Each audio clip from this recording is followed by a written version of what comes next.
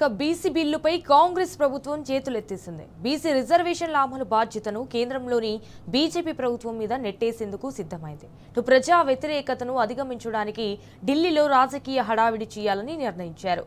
August 5, 6, 7 తేదీల్లో ఢిల్లీ వెళ్లి అక్కడే లాబియింగ్ ధర్నాలు చేయాలని రాష్ట్ర మంత్రివర్గం ఏకగ్రీవంగా నిర్ణయించింది.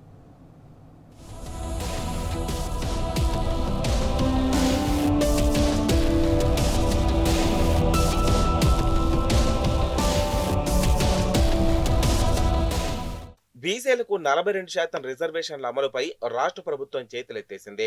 భవిష్యత్తు కార్యాచరణపై ఢిల్లీ మీదనే భారం మోపింది. ఇందుకోసం రాష్ట్ర మంత్రులు, ఎంపీలు, ప్రజా సంఘాల నాయకులతో కలిసి ఢిల్లీ వెళ్లాలని నిర్ణయించింది. ఈ మేరకు ఆగస్టు 5, 6, 7వ తేదీల్లో ఢిల్లీ వెళ్లి అక్కడే లాబియింగ్ ధర్నాలు చేయాలని రాష్ట్ర మంత్రివర్గం నిర్ణయించింది. ముఖ్యమంత్రి రేవంత్ రెడ్డి అధ్యక్షతన జరిగిన మంత్రివర్గ సమావేశంలో బీసీలకు 42% రిజర్వేషన్లు, గవర్నర్ కు పంపిన ఆర్డినెన్స్ ముసాయిదాపై చర్చ జరిగింది. పంచాయతీ ఎన్నికలకు సంబంధించిన రిజర్వేషన్లను ఖరారు చేసేందుకు హైకోర్టు విధించిన గడువు ముగిసిన నేపథ్యంలో స్థానిక సంస్థల ఎన్నికలపై ఎలా ముందుకు వెళ్లాలనే అంశంపై మంత్రివర్గంలో చర్చ జరిగినట్టు తెలిసింది. ఇప్పటికే అసెంబ్లీలో ఆమోదించి పంపిన 2 బీసీ బిల్లులు కేంద్రం వద్ద, ఆర్డినెన్స్ ముసాయిదా గవర్నర్ వద్ద పెండింగ్ లో ఉన్న విషయాన్ని మంత్రివర్గం చర్చించింది.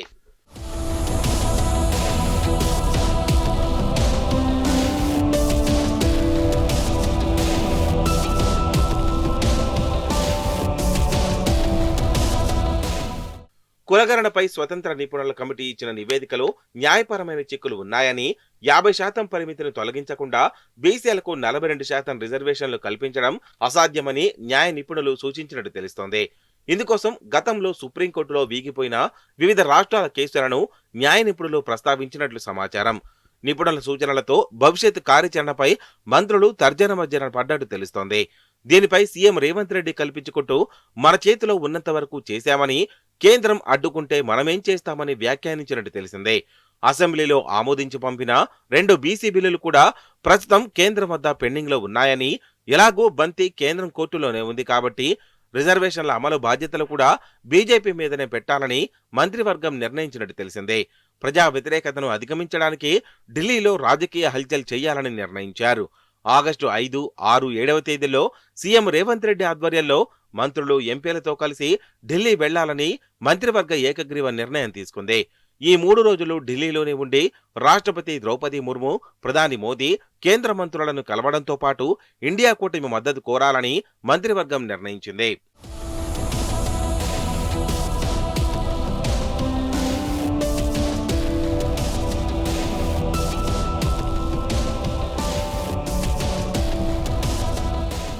చట్టపరంగా రిజర్వేషన్ల అమలు సాధ్యం కానప్పుడు పార్టీ పరంగా రిజర్వేషన్లు కల్పిద్దామని సీఎం రేవంత్ రెడ్డి సూచన చేసినట్టు తెలిసిందే.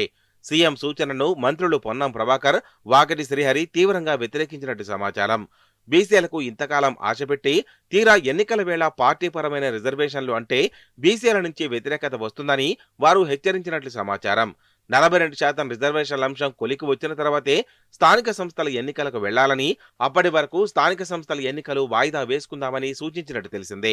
ఇప్పటికే ఎరువుల కొరత, పునరావాస కరువు తదితర కారణాలతో రైతులు ప్రభుత్వం పట్ల వ్యతిరేకత భావంతో ఉన్నారని, దీనికి తోడు బీసీ రిజర్వేషన్లు లేకుండా మొండి చేయితో వెళ్తే నష్టపోతామని, క్షేత్రస్థాయిలో పరాభవం తప్పదని పొన్నం ప్రభాకర్, వాకిటి శ్రీహరితో పాటు వ్యవసాయ శాఖ మంత్రి తుమ్మల నాగేశ్వరరావు సూచించినట్టు తెలిసిందే.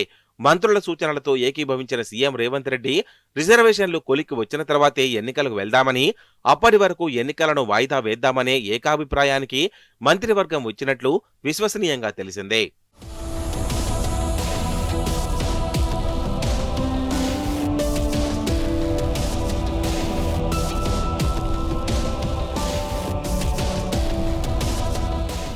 సెక్రటేరియట్ సాక్షిగా సిపిఆర్ఓ మల్సూర్ బీసీ మంత్రులను అవమానించారనే విమర్శలు వెల్లువెత్తుతున్నాయి. మంత్రివర్గ సమావేశంలో బీసీ రిజర్వేషన్ల అంశమే ప్రధాన ఎజెండాగా కాబట్టి సీఎం రేవంత్ రెడ్డి మంత్రివర్గ నిర్ణయాలను వెల్లడించాలని బీసీ మంత్రులకు సూచించారు. దీంతో బీసీ మంత్రులు పొన్నం ప్రభాకర్, వాకటి శ్రీహరి, కొండా సురేఖ కలిసి మంత్రి వాకటి శ్రీహరి ఛాంబర్లో కూర్చున్నారు. మీడియాకు వెల్లడించాల్సిన అంశాలను వీరికి సిపిఆర్ఓ మల్సూర్ బ్రీఫింగ్ చేయాల్సి ఉంది. అయితే సిపిఆర్ఓ మాత్రం బీసీ మంత్రులే కదా అని సమావేశం ముగిసిన వెంటనే తన బాధ్యతను వేరొకరికి అప్పగించి వెళ్లిపోయినట్లు బీసీ మంత్రులు గుర్తించారు. ఆయన కోసం దాదాపు 50 నిమిషాల పాటు ఎదురు చూసిన మంత్రులు ఓపిక నశించి మీడియా సమావేశాన్ని రద్దు చేయాలనే నిర్ణయానికి వచ్చినట్టు తెలిసిందే.